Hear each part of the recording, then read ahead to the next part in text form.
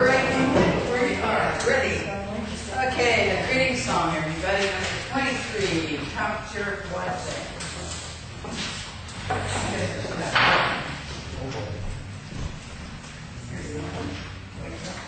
I'm not numbered. I don't know necessarily by heart, so I listen Molly today. Everybody stand and sing it with a great voice.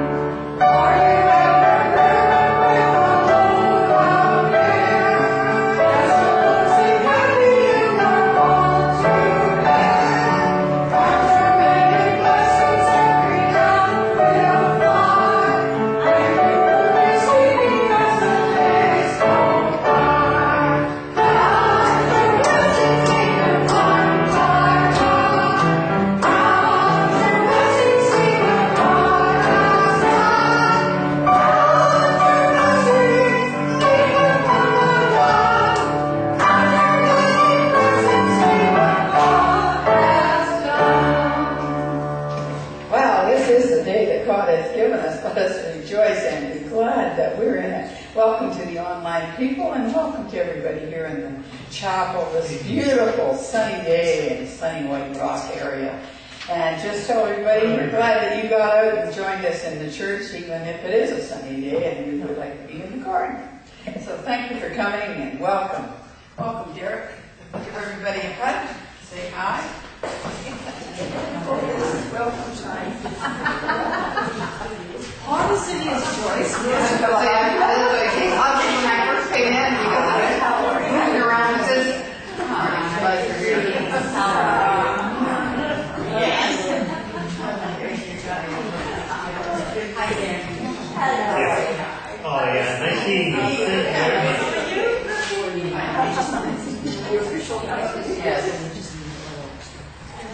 Oh, yes, yeah. Thank you very much to see you.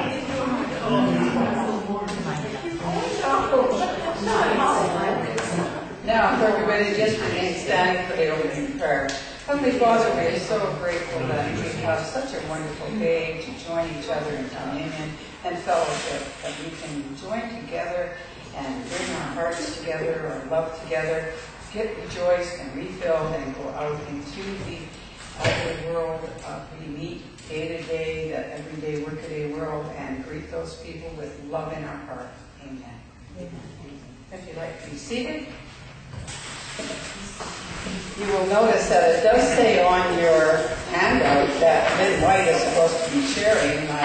One of my mitts is missing. In fact, two of my mitts are missing. Maureen Lum also has been delayed somewhere this morning. I didn't hear anything from Maureen. Last week she wasn't feeling well, so she may have woke up not feeling very well this morning and hasn't got a hold of me because my cell is turned off. We only want messages from this side and from the other side directly, no phone calls. So we'll send blessings both to Lynn and to Maureen. And Lynn was called into the States on business and she may not have gotten back. So we'll be filling in, and Barb Leonard, as you know. So we're going to just struggle along. And Derrick Whiteskycloud, of course, let's give him a hand. He's back to join us this morning. So I have one mitt here and one up in Bavenby. I believe that she's out doing Aboriginal stuff this week. They've been out doing a lot of powwows and talking to people up there. So she's up there doing her little bit in the corner where she lives. So they all just have a good day out there. It's beautiful down here. We'd like to announce and I'll announce it a couple times because in case some people come in late, that we do have the annual general meeting coming up on the 20th.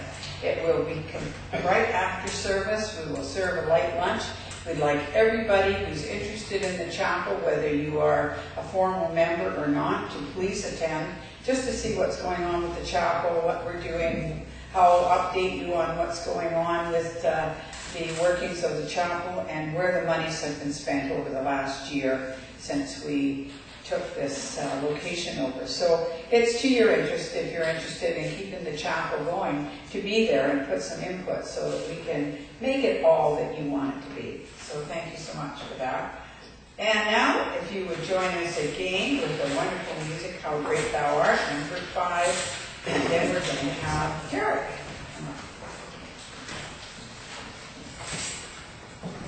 Everybody stand, number 5.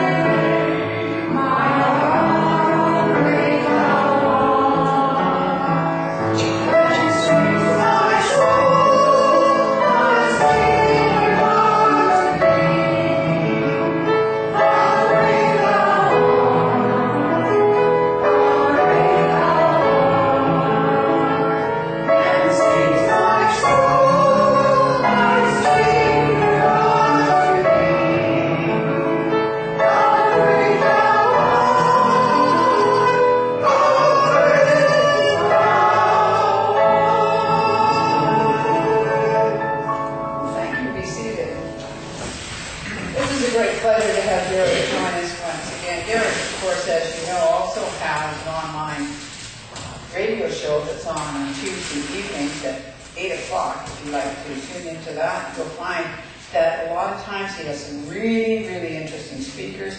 A lot of people from the parapsychology field that come in and talk about things that they have experienced. And of course, Derrick is hosting that and does a great job. He's been doing it for quite a while. And of course, Derrick is well known in the community as a psychic medium and does a lot of work. And of course, we're really privileged to have him working in as one of our ministers in training. So Derrick, it's all yours.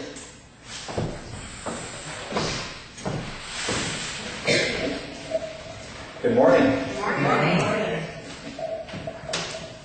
Most of you know who I am. 2 people in this room do not. Didn't have to take a second to know it. No. What happens, I met these wonderful 2 ladies this morning, and they were curious about the church and see if it was still in business, and I said yes, it was.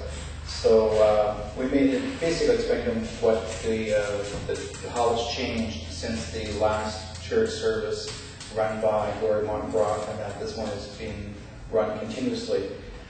We've been here for over a year, and we have celebrated our June the 3rd, our 1-year anniversary of being in this location. So I know we're well going to continue on a little bit further with that. Another year ago, we had 2, by the way, because a friend of mine who's well known in the psychic field, I would say for a good 50 plus years, is, I'm sure you guys know that fellow by the name of Kenny Kingston. You ever heard of him? He was called the Psychic to the Stars. He used to read for Lucille Ball and the President of the United States, people like that. He always called everyone sweet spirit. You ever heard? I used to use that phrase, sweet spirit. Okay. Anyways, I had Kenny Kingston on my show, and he gave this church a prediction.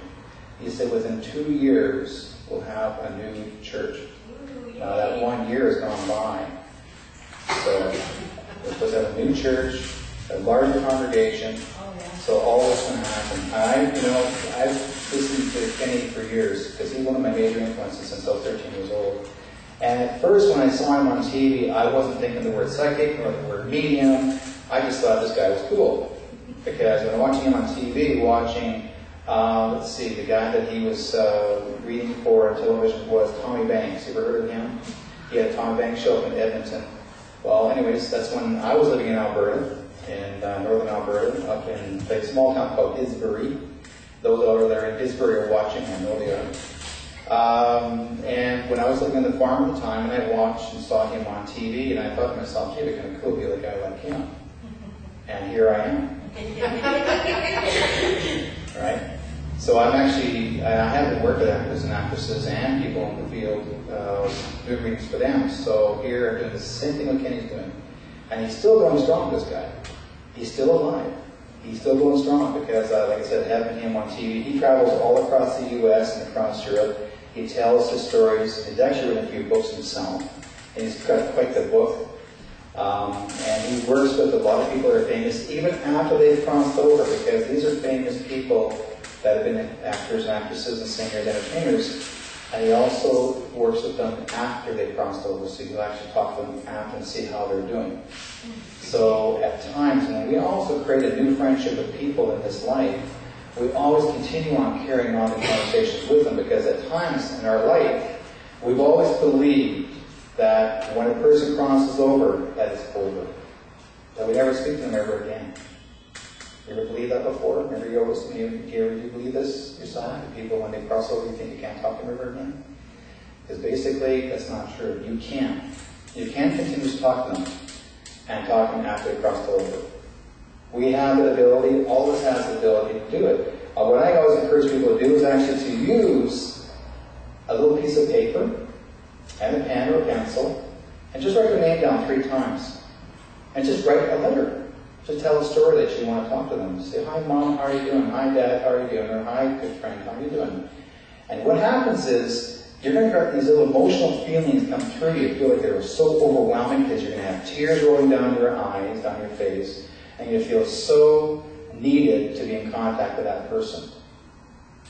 And then you think to yourself, okay, now how can I get the response back from them? How can I feel, or how do I feel them come talking to me? Let the thought forms come here, because they are wanting to answer back to you. Now, there are people who have a belief system thinking that you can't talk to those who cross over after the past. That's just a certain people's belief system. If they believe that's the way it is, that's their own belief system. We respect the way they want it, but I'm understanding this. Life is never done until we leave this world. And after we leave this world, we're still working. We do. We still work. My mom keeps me more busier now since she's crossed over. I'm not kidding you. I never really thought my mom would be helping me. Because here I am, I thought, okay, Mom, I've never spent enough time with you when you're living in Alberta and I'm living here. And then she tells me back in the letter, honey, I'm helping you now. I don't have to worry about being in Alberta. I work with you all the time. And I thought, this is cool. So here I am one day. My wife is worrying for about 2-3 weeks, it was getting on. I was going into a lull. There was actually hardly anybody calling for readings at the time, because I normally get very busy. And I was going into a lull thinking, okay, now it's not going to happen. There's nobody actually calling for a while, and it's going to be really quiet, because everybody has a belief system that the gas prices are going up, the real estate is going up, the whole way of life. Everyone's going to this belief system, oh, I can't spend that dollar because I want to go see a psychic, but I can't because I got to save my money because of all this increase in, I've got to pay this and pay this and pay this. Well, it makes no difference how we live our life, because I asked my mom, am I going to still continue on doing readings? How come everybody's going into a lull? And she says, it's not, honey. That's all she would say, honey, it's not going to a lull. She said, people believe what people believe. They believe what the media tells you out there, and we allow ourselves to feel that we cannot do anything for ourselves. We feel that we are so intimidated by society that we cannot move ahead. And I was thinking to myself on the way here today, I thought, what am I going to say? Because I was prepared to say something in our talk, and my mom came in and she said, talk about what the media has done so far, how they made us feel so down. Somehow we can't get ourselves up. And we always feel we can't get up. Why? Because we allow what the media has done to us. We allow what we hear. We don't always have to listen to what the radio and television tells us. If they're telling you that something's going to go down and crash, don't even listen to that.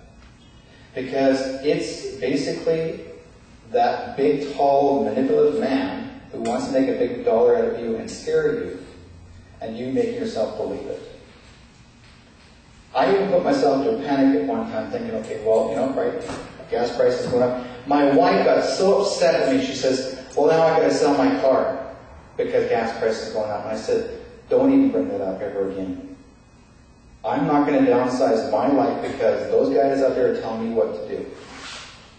That is true. We are letting them manipulate our life, and that's not a good thing. We have different values of ourselves and different values of life that we can actually overcome all of these burden pushings down. See, you can't do it, I'm going to push your head down here and you can't breathe. You have to really stand up for yourself and say, no, I'm not going to accept that. No matter how expensive they're going to say things are going to be in this world, we still roll with it. Because my mother, when she was alive, she told me that gas prices went up when I was young. Everything went up when I was young, so what's the difference? My mother used to say, I remember when it was 5 cents for a gallon of gas. A nickel for a gallon of gas. And we're complaining about $3 a gallon that's coming up. It's just the way it is. We in life will just have to make some decisions, alternates, but we're still going to be living. We're not going to be poor. We are living the word fear poor. That's the biggest fear in life because society teaches us.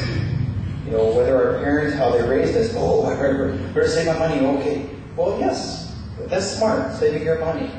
But don't be so tight that you cannot afford to enjoy your life. Because if you can't enjoy your life, then you make yourself feel like I can't come out of my world, and you become an introvert, and you won't even dare to come out of your home.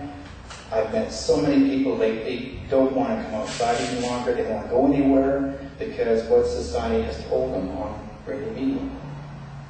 So my job is to share with you how to learn to stand up for yourself and say, no, I'm not going to accept this. So when you talk to a loved one who's crossed over, and my mom always told me, she says, I'm going to put a bug in your ear for them to come and see you. And my mom's favorite verse was, I'm going to put a bug in your ear. I said, well, how many can I have tomorrow, Mom? She said, well, how many do you want? I said, well, I want 4. So I said, okay, fine, thanks, Mom, appreciate it. The next morning, I got 4 calls for readings. So this is what happens. Your parents even help you from the other side. Because my mother said I could put a bug in your ear. So trust me, if you think things don't work, it doesn't hurt to talk to a loved one and say, I need help from you guys. Can you guys give me some advice? It doesn't always have to be from your doctor. It doesn't always have to be from a friend from across the way, that tries to put that in their own worst ideals of life. Listen to a loved one. If you don't know how, ask. There's people like Barb, myself, and others around us that do this kind of work. We can show you how. It's so simple. It's not difficult. And yes, the odd person says, oh, I can't make contact by doing this for years and years and years. Maybe there's all types of alternatives that you can make those other ways of doing it, because everyone has a different niche of how to make contact with loved ones. I had a situation last night. My sister-in-law shows up, and my brother-in-law shows up, coming up from Alberta, and his family are Jehovah's Witnesses. Now, that's their life. And her brother respects what I do. Okay? He won't say nothing. He's quiet about it. He understands, because my wife was raised Jehovah's Witness, and their belief systems, they don't believe in what we do. They think it's not right. But that's their own way. I respect that. But the interesting part was, my sister-in-law, her sister, my wife's sister, she herself believes in what I'm doing. But as soon as her brother shows up, oh, I don't believe in it. I don't believe in it. I think it's evil. Okay. Because people are trying to hide what they are trying to believe in, and they're trying to protect themselves on both sides. So when you understand that part, never get upset with someone if they decide to make a quick decision. They're trying to make themselves feel like they need to be comfortable from all sides. No matter what we do in life, everyone worries about how people think of us. I used to worry about that when I was younger, when someone asked me, what do you do for a living, Derrick?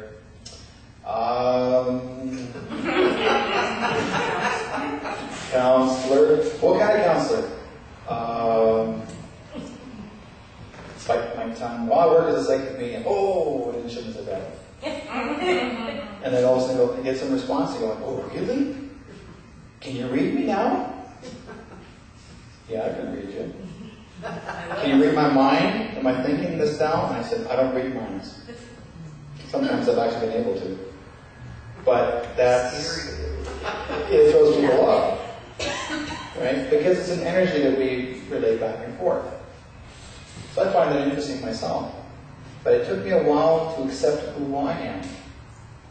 So if I have someone from another church in a congregation that says to me, Derrick, what do you do? I'm a counselor, minister in training. Besides what else you do for a living. Well, I'm a psychic medium. And I'm proud of it. Whether they decide to judge me or not, that is their decision. Some people say, well, I don't believe what you do. Well, it's fine. But the coolest part that I really thought was great, I actually had a yellow van. It was an RV van. This was many years ago. My wife was with me. We're at this mall. And on my hood, I assembled an acrylic angel. Okay. And it had its arms out like this, praying. And I hooked it up to my headlights. So basically, electrical lines. So the light was inside the angel, so when I turned on the headlights, they would light up in the dark. Okay? Now, you ever seen a pile of Japanese tourists standing there and take a picture of their vehicle? Click, click, click, click, click, click. They want to see that angel on the hood. These Japanese tourists. Oh, wonderful idea. Take it with me to Japan. Go for it. And when I got that, when I put the angel on my hood, the first thing I asked my wife was, what do you think? And she goes, you put 3 screws in the hood of your van. She didn't say, I like it. She goes, you just put screws in the hood of your van. I said, yeah. But wait till the response happens. We toured with this van. We went across BC and Alberta with this van. I never gotten so many responses actually watching people, especially windows rolled down, and you'll hear kids in the back seat of the car, "Mom, I saw an angel." And all you get response to the parents going, "Yes, dear." But they don't see the angel. The parents are not looking, but the kids do because they got the time to take and look into these things. But I find that it's interesting how these things happen. There's actually an old elderly fellow who comes out. He actually was coming out of the mall, and he walked up, looked at me, just gave me the most gruesome look like this. And this is how I appear, not in suit all the time, but just my regular clothes and my long hair and the way I am. This is just my traditional way of living. And this fellow looks at me, gives me a grimace look, and my wife and I go in the mall. We'll come back about a half hour later. I'm seeing this elderly fellow standing by my van. Standing there. And I'm walking my van, and I say, "Oh, hi." He goes, "Hi." He says, "You know what? I want to apologize to you." For what? He says, "I judged you for the way you were, the way you looked to me. I want to apologize." I said, "Oh, okay, thanks." He said, "No, seriously, I really want to apologize." He said, "I've always judged people for how they appeared. You look like someone, what my father would have told me, a long-haired hippie who's useless, who can't do things for himself. And you look like one of those kind, he said, I don't mean to say this to you or criticize you, but you look like one of those guys who could be a drug dealer." He said, "But I know very well you're not." I said, "How do you know that?" He said, "Because you believe in God." "Okay." He says, "But what I saw in the roof of your truck, I knew you believe in God." And I thought, okay, well, thanks, appreciate that. The interesting part of it was, a week after, I go into the mall, to another store, Staples. My wife's with me. There's a couple pulling up in front of our vehicle in the same parking lot. And there's a young couple, and the girl gets out of the car, and she's like staring at the vehicle, just paralyzed. And I thought, okay, she must like this, just staring. And then she goes around to her boyfriend's side, and she's holding on to him really tight. And I said, "Well, you like the angel?" Didn't say a word. I go outside, I get my stuff, come back into my van, and here I have a piece of paper on the hood of my window, or my windshield wiper, and it says on there, "Do you believe in Jesus? You need to be saved." And it says, and they wrote down below, it says, "Angels are evil." And I thought, gee, I got some positive stuff a week before, and then this lady here tells me that angels are evil.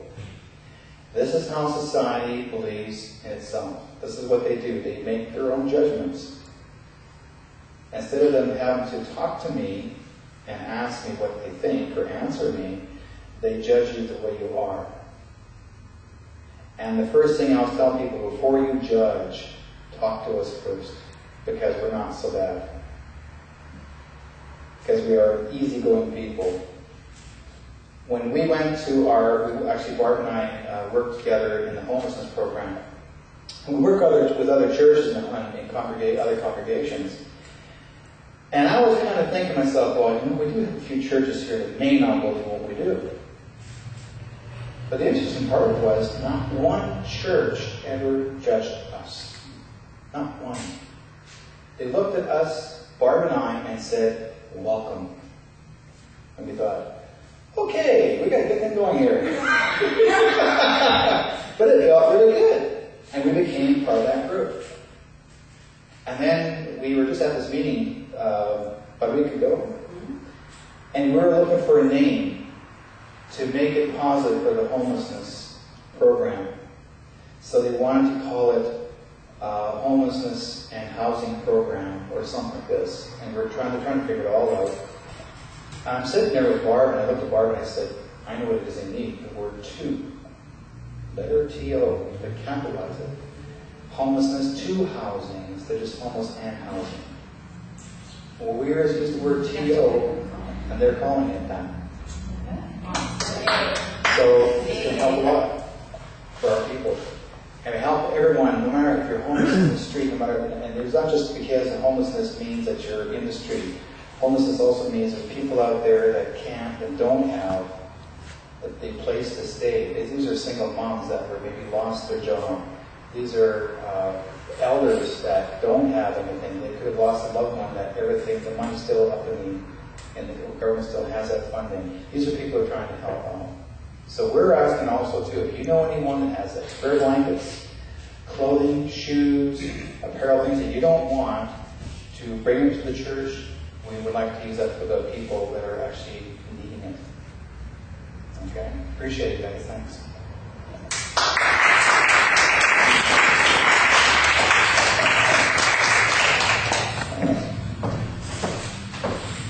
Now that's one of the objects that we're going to bring up at the annual general meeting is that we want to be active with the community to try to help with the people that are less fortunate. So we're going to start a campaign probably in the fall where we will pick an area of maybe the blankets or the toques and hats and socks or shoes or whatever, and we'll run a campaign, get all the people from the church to join in on that, and then we will turn that over to the people that do distribute it, just as we do with the food bank.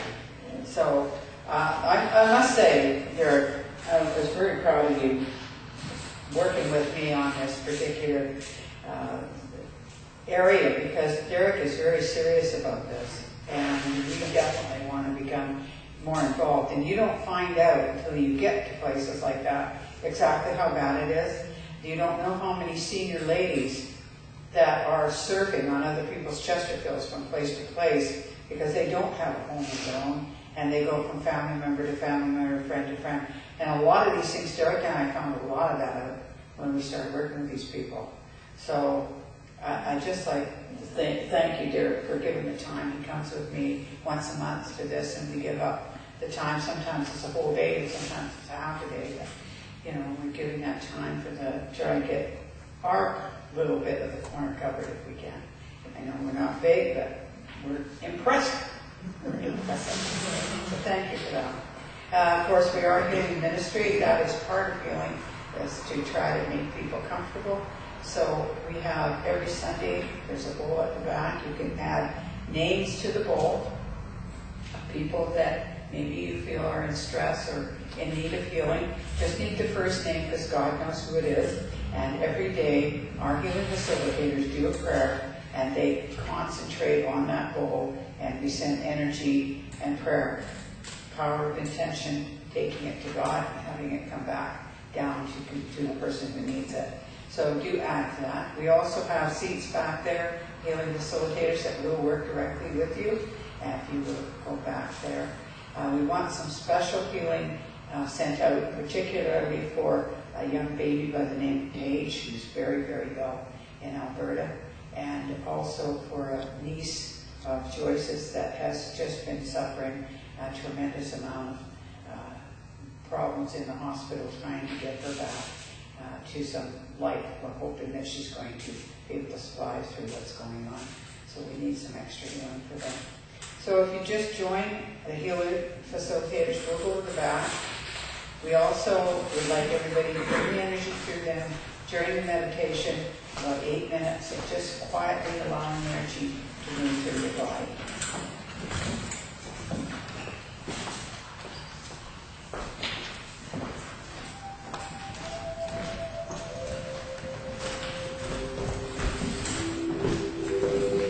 Find a comfortable position and take your thoughts inward and outward to a little spot in the universe where God resides and healing begins.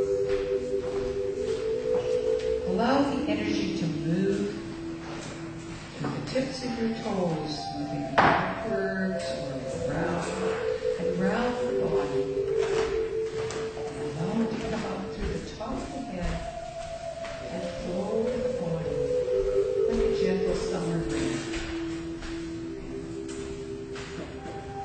As you breathe in again, feel the energy bringing alive all the cells of the body that work together with all of the organs.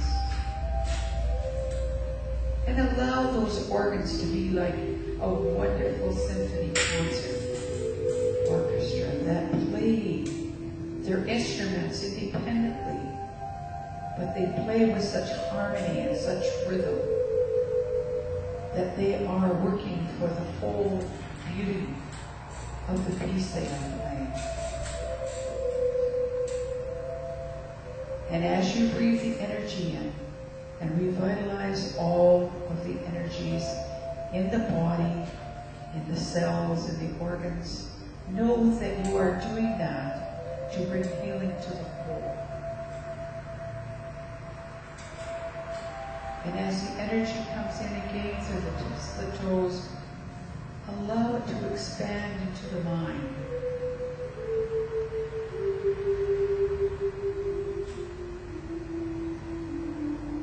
Let the mind open and be receptive.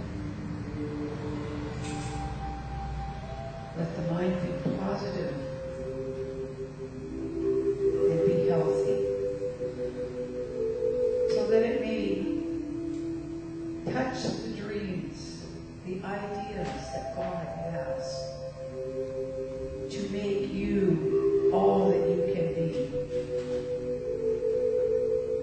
Allow those dreams, those thoughts, those energies to come through the mind to healthy growth, so that they will grow and produce the dream that God has for you.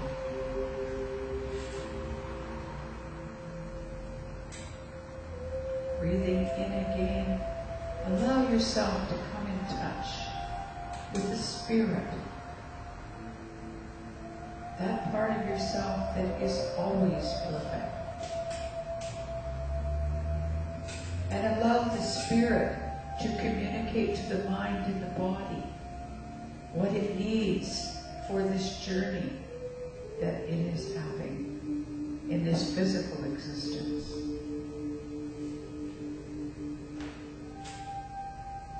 And as you have healed your own self, body, mind, and spirit, be like a pebble in a great pond of energy, and allow your energy to move forward and ripple outward, and let it touch each member in the room.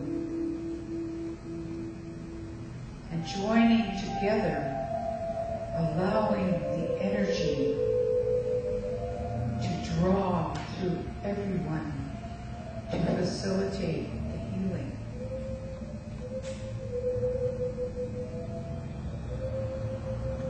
Taking a deep breath now, think about outside of this room, to the community of your family, the community around you, of your teachers and your leaders, and allow that energy to ripple out and touch all of them, so that they too may experience the wonderful healing, the wonderful peace.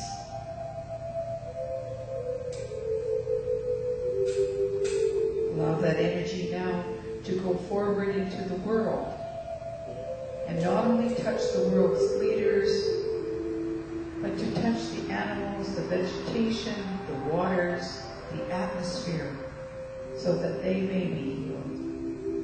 And let us be thankful to the animals and the vegetation and the minerals that give of themselves and serve us so greatly and feed us so well.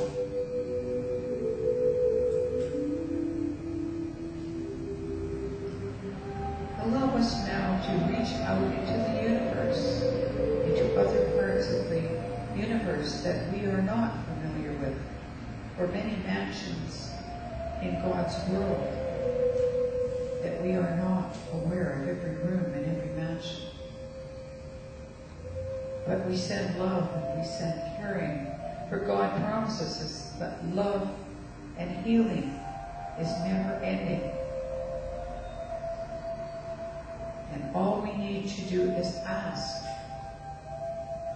And the energy will follow the intention of the thought, and the healing will begin.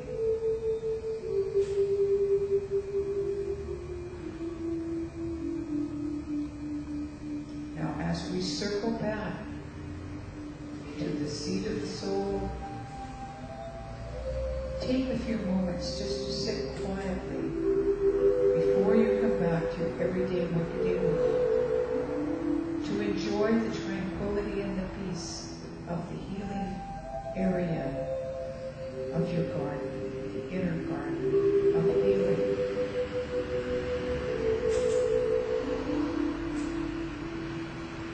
And know that you may visit here at any time.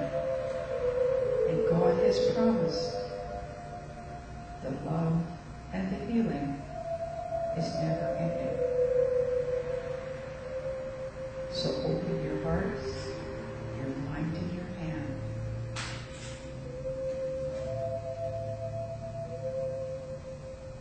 God bless you, and He sends His angels to keep after you.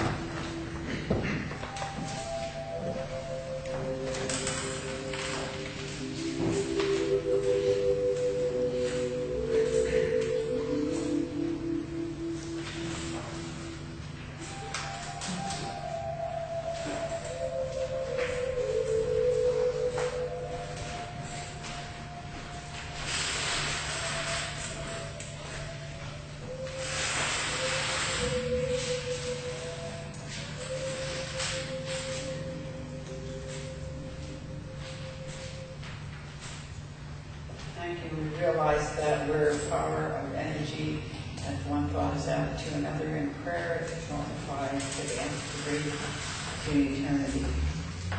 We thank you for the healing, dear Father, and to the healing facilitators that allow the energy to come through their body to help heal the person who is bringing their thoughts to you at this time.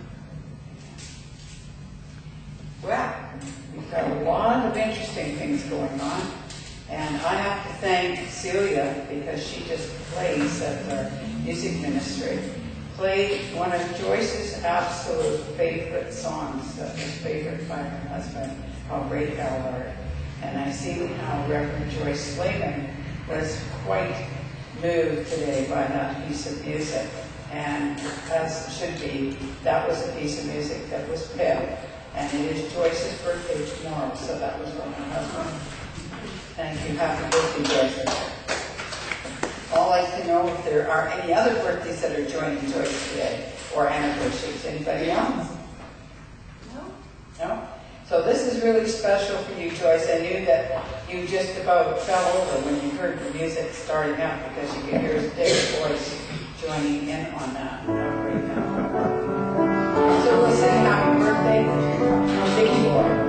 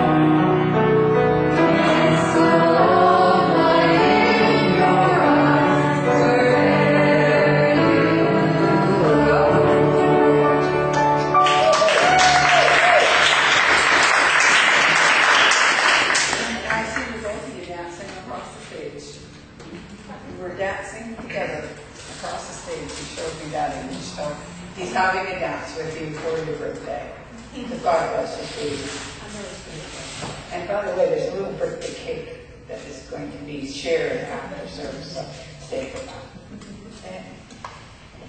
And Derrick, thank you so much for your absolute wonderful service. That was really fantastic. As everybody knows, we're doing the announcements now, and I'm repeating again, it sounds repetitive, but I really would like you to contact everybody that you know that has been associated with the church, either in the past or recently. Ask them to please come out to the general meeting on the 20th. We really want to know what's going on. We want the chapel to remain. I mean, right now, it does look like a smaller congregation. We have a large congregation online as well. But this time of year, it can up and down. But we do serve a fairly large congregation here. And if we can continue on doing so, we can only do that if we get the support of people coming out and finding out exactly what's needed on your part and what you're expecting from us on our part, so that you're happy to come to service and enjoy us. So that's what we really need you out for that.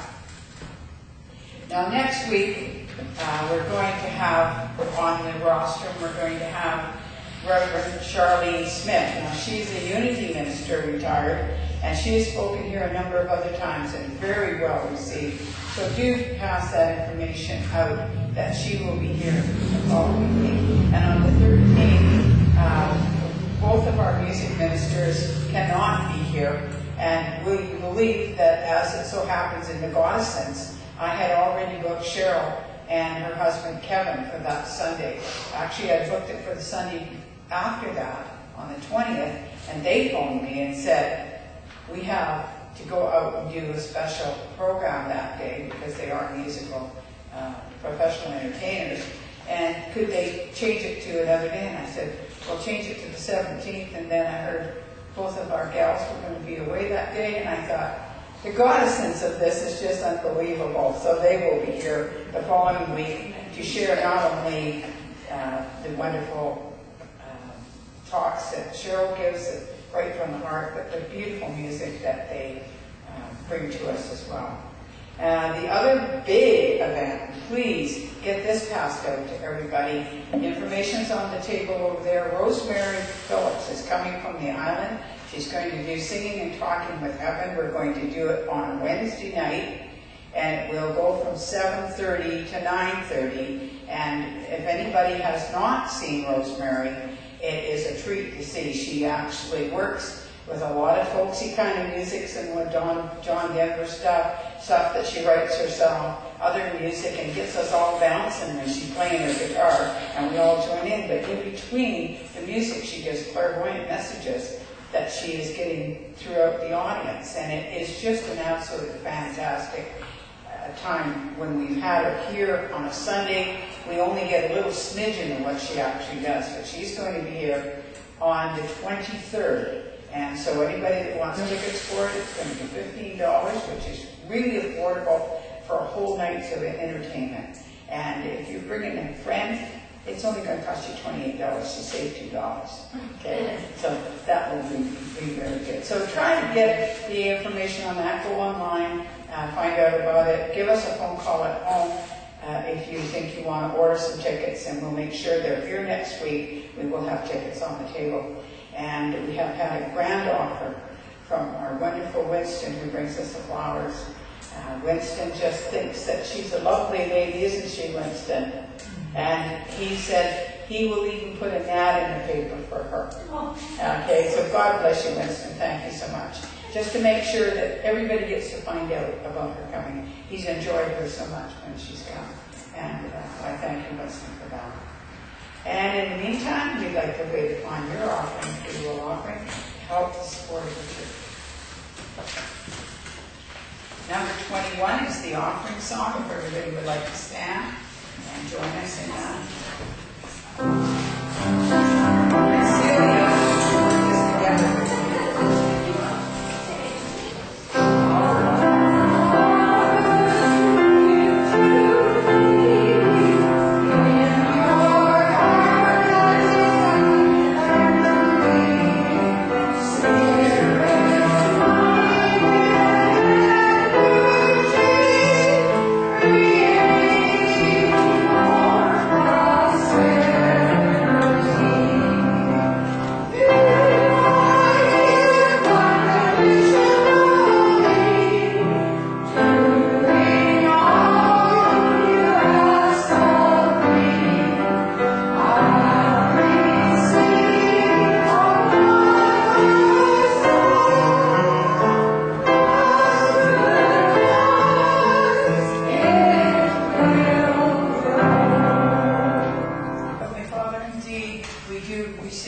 half of that we see into our garden. And we ask you to bless what we have brought in harvest today, and ask that the people who are in charge of this chapel use it for the highest and the best for the community at large and for this chapel. Amen. There we go. Okay, everybody sit down and have some fun time coming up now. If anybody that's watched Derrick do any mediumship before is going to really enjoy this if they haven't seen it before as well. So, Derrick, you want to come up here and give us a little information here. You guys ready? Yeah. Okay, where am I here? Okay. I got a message for this young lady that's actually sitting next to you. Where is she now? Yeah, she just stayed here. Okay, I'll get her out here. Yeah, so I got this really heavy feeling in my heart. I need to say something to her. Okay. Thank you. And she escaped real quick. She did. Go. I've actually got someone here also. Let's see.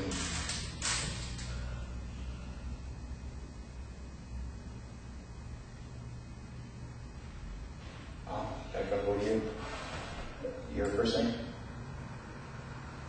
The lady with both hands. Yes. Brenda. I gotta come to you, my dear. Okay. I got someone here who's crossed over, and it tells me he's a male crossed over. I feel like he's almost like other husband or father figure to me. Okay. He's right here, right now with me. I'm tingling all over big time. Okay. Your dad's here. He's acknowledging. I'm not sure if he had dealt with cancer, but I felt with a feeling in my heart. This is like the month of July is also important in the date. Okay. The date of July, not the June, but the July. He's also talking about the. To me, I consider something an astrological domain, but I feel like I was looking at the date. It was like it's a celebration for you or for the family. Does that make any sense at all? Okay. He also wants to acknowledge that date, important, and he says to me, it's like I feel like it's like a wedding anniversary or a wedding celebration, but there's some sort of celebration here. He wants to acknowledge your mom. Okay, great. He wants to acknowledge her. Okay? Is your mom still, is she crossed or is she here? Okay. He wants to acknowledge her, so he's bring her in. There's also a female with her as well. She talked about being a sister with her, but I'm seeing if I'm bringing the sister in. She shows me she's got her by the hand. Okay? Now, I'm not sure he's from the UK, but I'm also looking at him from England. Who's the English connection to your family? Correct. Okay. My grandfather, his Oh. own father. Okay. Was he in the military as well? Yes. Okay, because this man's coming through and he's saluting to you. He's saluting you that way. He wants to do this salute. And he's like, I feel like as if I'm more important than just being a soldier. Like I have this prop in my hand. You know, like I'm an officer. What was his position as an officer? Well, he fought in the First World War. Okay, but he shows me he's very important. Like he actually, like Barb and I used to talk about the sergeant major. He's actually got a title, not just a private. Well, he named my dad. His second name is Rushworth, and he was named after a general, General Rushworth. Okay, because he shows me a very important position. Okay. Yeah, okay. He's important to me. He's very important to you. He's also showing me the medals on the wall. That means that somebody's got those medals. Because I feel like I need to put them up. Who's dealing with the medals in the family? I don't know, my grandfather was a beautiful artist. We've got all those pictures. Okay, there's something I have to hang on the wall, because he keeps on showing me I have to hang these things on the wall. But he also shows me a little bit of a military connection to possibly the art, but he shows me something that's important he needs to share. There is someone in your family that actually they said they passed through cancer. So either your mom or someone else, but I agree they said cancer. Our aunt. Your aunt. Yeah. That's the one she's holding her hands with. Okay, is your mom's sister? No, my dad's sister. Your dad's sister, okay. Because I'm getting her, she talks about the cancer. Now, either she's been talking about 5 years, but no more than that, feeling that she wasn't that long ago. Who dealt with it 5 years ago?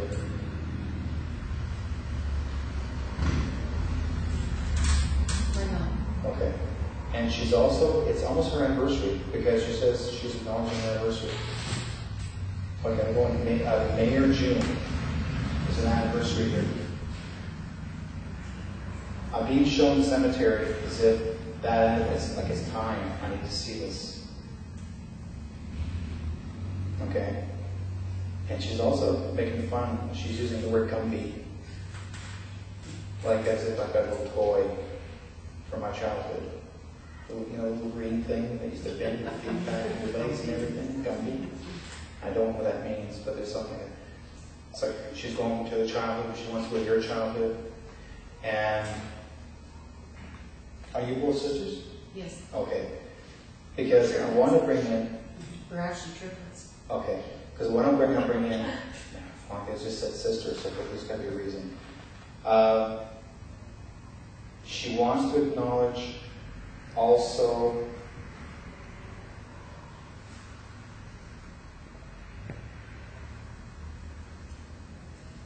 somebody named Terry, Teresa, T-E-R name. She's bringing her in, and she's also bringing in Alberta, Saskatchewan, province to me here. One of the two. Not here, not BC, Alberta, Saskatchewan. Except I'm going to the farm or in the farm, but that feels like a community. Who's got the store? Who had the store? Who owned the store? As if I'm looking at farm equipment or farm tack. Someone dealt with other had horses, cows, that kind of thing. My own mom, our mom, grew up on a farm. Okay. Was there horses with her? Like I'm seeing 2 horses with her because she shows me they have horses in the background. There's 2 of them. And this horse is not your regular riding horse. This is actually a horse that plowed. We were riding those big horses that year again. Okay, because she's acknowledging that. She's actually thanking you guys very much for coming. You had a reason to be here. Okay. She does love you. Mom wants to say, yes, I love them. Tell them. She's also talking about the boy. Who's the male? Is he going to get a brother as well? Okay, can you acknowledge him as well? Let him know he says hello. She says hello. And as well as Dad. Now, I'm being told the word estranged. That means that either your brother was not really with the family as much, or he feels like he's separated himself from you guys. We're the only, the rest of our family's back in Ontario. Okay. We're the only 2 in here. So I feel like I'm breaking our fork away from the family somehow. Okay. Just bring that up. Okay. Thank you. There she is. I've messaged you, my dear. I've gone. Okay. I have a female here who's crossed over. She shows herself to being a grandma. Female grandmother's crossed over. She tells me to tell you, quit biting your nails. Yes. She tells me to quit biting your nails. Okay? Does that make sense? She's really, like, I'm doing this in my mouth. Like, she's bringing this to me. I don't want to embarrass you. I need to share that with you. Okay? She's telling me that you are worried too much about your personal life. Okay? You worry too much about your personal life. And you got to stop thinking that. Okay? Stop thinking that personal life. Understand? You've got so many things to do in this world. Okay? This is for her. Yeah. That's okay. Joy's all going to come to you after. You're in trouble. But with you, they're just pointing out, you know, like your grandma was so concerned. She says, grow your nails. She wants to see them grown. And she also shows herself fingernails on a typewriter. That means that you will be involved in law. She says this. She shows me the typewriter of law. Does that make sense at all? Okay? Because I'm seeing law around you. As if you're either working as like a legal secretary, but in that field, but you're in around law. Okay? And she just wants you to start taking care of yourself. Quit being so critical and cynical of yourself. Quit picking. You're nitpicking. You're a lot like your grandma. Your grandma did the same thing. She was a nitpicker, and you know this. Okay? She knows this. Is this your mom? How is she to you? I was acknowledged that she was born. Okay. She She's pointing to her. She knows this because your grandma knew. Oh, you know her grandma? I don't know her grandmother, but I know all about this. Okay, So that's what she's pointing out. Yeah, because she says that whatever the situation is, she points it out. Okay. Now, you're mad at someone, you're mad at a boy, get over it, don't worry about him. Things will get okay. That make sense? Okay? Don't be so mad at him, he's just a boy. Okay? You're smarter than he is. He's dealing with his own personal things, he cannot handle his own stuff right now. And he's always talking about getting this great looking car, and he hasn't really thought about, he wants to get something that really goes fast. And he's really blowing his mind, like he wants to impress you, but for some reason he was unable to. You're still young yet, don't worry about it. Understand? He's thinking about himself that he can't afford. Don't go there right now with that area. Stay with you. Start taking care of yourself, start concerning yourself, and start loving yourself more. Okay? Stop letting people, you're letting people think you cannot get ahead and strive, but you need to stop thinking that way, because you're a very intelligent young lady and you've got more than you think you can do. I would love to see you on this platform someday, because you're quite intuitive yourself. Okay? Because I can see you up here and you're doing something for other people as well. And you're working with the youth, because I'm seeing little ones around you as well. Like I said, you're like a teacher's aide and you work with little ones. I'm seeing you with that as well down the road. Okay? Does that make sense? Okay. Now, I have a message for you, Joyce. Okay? Normally I don't go to people that have always had messages all the time, but for some reason, hubby's on my tail. So he's making sure that he gets through to you, even though Reverend Barb has actually spoken to you about this. He's telling me here that you're going to be doing some traveling, by the way. I'm seeing you going to eastern parts of Canada, so for some reason there's someone in your eastern part of Canada that's going to be taking you up there. But I feel like there's a relative or someone that's connected to the family that's going that way. And that will take place probably late summer, beginning of August in that area, but I'm seeing it happen. Okay? But you're taken out that direction. They're not going to abandon you. But for some reason it's important. And I feel it's church related, because they're saying church. So it's church related. Most like it sounds to me that you're called to go to do platform or to be with families connected to that direction. Okay? I love to shock people. And then they give me a call back. I didn't know it was going to happen, but it did. So that's how I'm seeing it.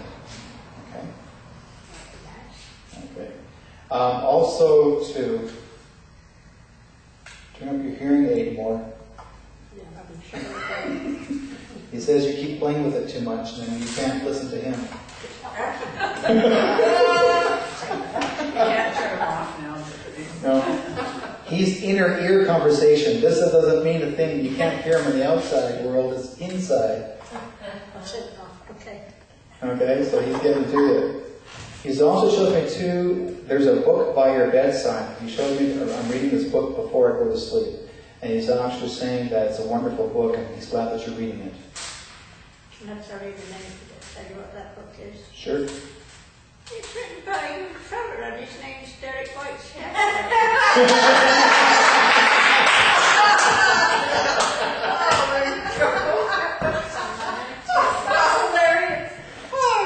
That's my book. That's why you want me to say that to you. I never did. That's hilarious.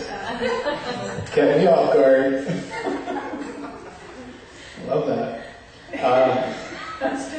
He believed in me, I know that. Both of you guys did. Because when we met the first time at Barb's business, your healing center you had in Surrey quite a few years back. And when you and I, when we met for the first time, it was the greatest joy of actually meeting you guys, because that's how we all connected. It was kind of really That's good. where I got the book. At the store? Oh, no, not Oh, no. I thought you talked about this. Oh, here too, yeah. Chad that was there. Yeah. Good. Okay, thank you, folks.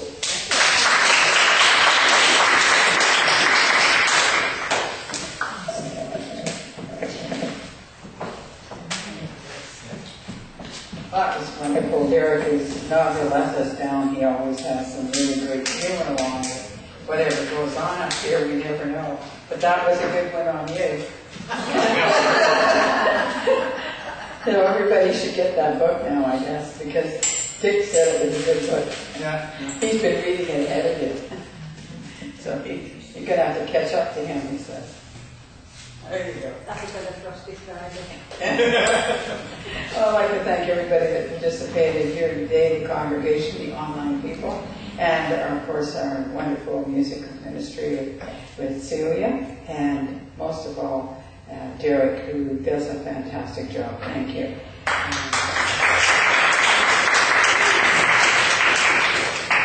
If anybody would like to work with volunteers, get a hold of Maureen Lum. I'm certainly going to find out what's happened. She wasn't well last week, and I hope that wasn't a repeat performance today, because she definitely usually lets us know, so I will find out what's going on. If you would just join me for the prayer, and then we'll form a circle, and we will do the closing hymn, which is Let There Be Peace or Love, whichever you want to call it.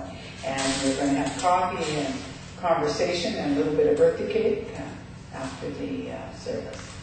Okay? Heavenly Father, we thank you for allowing us once more to come to this chapel, to be here with an open door so that we all may walk through and take away with us that uplifting spirit that you give us each Sunday morning. We ask that we carry that throughout the week, and that we bring that energy to each person, and that we may help to open their heart, their hands, and their mind to your love. Amen. Okay, so number 40.